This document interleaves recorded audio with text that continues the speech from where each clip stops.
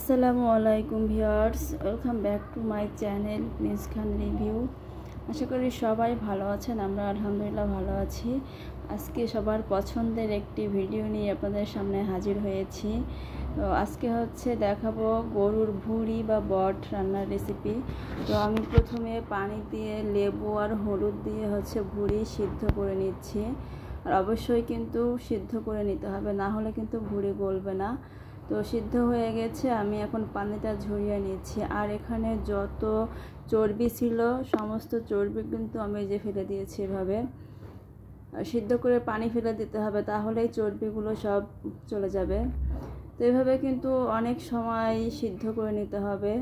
তারপর আমি কিছু শুকনা মশলা দিয়েছি, তেজপাতা, দারচিনি, এলাচ, লবঙ্গ, গোলমরিচ সব দিয়ে আমি প্রায় 2 মিনিটের মতো আমি ভেজে নেব। কারণ এই সময় মশলাটা ভাজলে দারুণ একটা স্মেল বের হয়। তো ভাজা হয়ে গেছে, আমি এখন দিয়েছি পেঁয়াজ। আর অবশ্যই পেঁয়াজ একটু বেশি দিতে হবে। তো আমি প্রায় 1 কাপের মতো এখানে পেঁয়াজ দিয়েছি। পেঁয়াজ দিয়ে মশলা দিয়ে আমি একটু ভালো করে আরও 2 মিনিটের মতো ভেজে নিচ্ছি। তো এটা ভাজা হয়ে গেছে, আমি এখন দিয়ে দিচ্ছি 1.5 চামচ আদা রসুন বাটা, 1 চামচ জিরা বাটা, আর সব মশলা দিয়ে এখন আমি ভালো করে ভেজে নিব। কারণ আদা রসুনের কাঁচা যে গন্ধটা থাকে এটা ভালো করে ভেজে নিতে হবে। ভাজার পরে আমি জাস্ট একটু পানি দিয়ে দিয়েছি, না হলে আবার নিচে থেকে পুড়ে যাচ্ছিল, এই কারণে পানি দিয়েছি। তো কাঁচা স্মেলটা চলে গেলেই মোটামুটি টেস্ট ভালো আসবে। তো কিছু কাঁচা মরিচ দিয়ে দিয়েছি। আর এখন দিয়ে দেব গুঁড়া মশলা, মরিচের গুঁড়া, হলুদের গুঁড়া, লবণ, ধনিয়ার গুঁড়া, গোলমরিচের গুঁড়া, মোটামুটি সব আমি গুঁড়া মশলাগুলো দিয়েছি। আর এখন আমি এটা ভালো করে মশলাটা কষিয়ে নিচ্ছি। আপনারা দেখতেই পাচ্ছেন উপরে কিন্তু তেল উঠে গেছে। আর এখন দিয়ে দিলাম যে ভুঁড়িগুলো রেখেছিলাম, সেই ভুঁড়িগুলো দিয়ে এখন ভালো করে নেড়ে দিতে হবে। এখানে আসলে কেউ বট বলে, কেউ গরুর ভুঁড়ি বলে, আমরা মূলত গরুর ভুঁড়ি বলি। তো ঢাকায় এসে আমি জানতে পেরেছি আসলে এখানে বেশিরভাগ মানুষই বট বলে এটাকে। তো যাই হোক, মোটামুটি আমি আরও প্রায় 2 মিনিট কষিয়ে নিয়েছি নেড়ে চেড়ে। এখন আমি ছোট্ট মগের 1 মগ পানি দিয়ে দিচ্ছি। আমি দিয়ে ঢাকনা দিয়ে কিন্তু ঢেকে দিচ্ছি। আরও 1 মগ পানি দিলাম, কারণ ভুঁড়িটা যত ভালো সিদ্ধ হবে, ভালো কষানো হবে, ততই কিন্তু ভালো টেস্ট আসবে।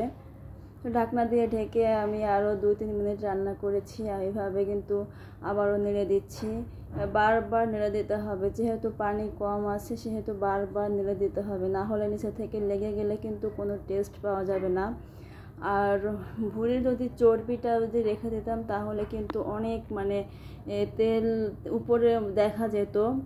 তো আমি কিছু আলু দিয়েছি, কারণ আমাদের বাসায় প্রিন্সের বাবা যে কোনো খাবারে আলুটাই বেশি পছন্দ করে, যার কারণে আমি ভুঁড়ির ভিতরে আলু দিয়ে দিচ্ছি, ছোটো ছোটো করে কেটে দিয়েছি। আলু দিলেও কিন্তু খুব টেস্ট হয়।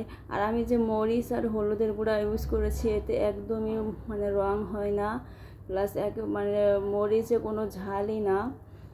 তো আমি আলু দিয়ে কষানোর পরে আমি আরও 1 মগের মতো পানি দিয়ে দিচ্ছি। এটাই ফাইনাল পানি দেওয়া আমার। এরপরে আমি আস্তে আস্তে চুলার ফ্লেমটা একদম কম রেখে আমি রান্না করব। তো মাঝে দেখি লবণটা একটু কম হয়েছে, তো তারপরে আমি আরও একটু লবণ দিয়ে নিলাম। লবণ দিয়ে আমি আবারও ভালো করে নেড়ে দিচ্ছি। আমি শুকনা শুকনা করে ফেলবো। আর যারা একটু ভেজা ভেজা রাখতে চান তারা আর কিছুক্ষণ রেখেই নামাতে পারবেন। তো আমি সব কিছু দিয়ে আবারও ঢাকনা দিয়ে ঢেকে রেখেছি।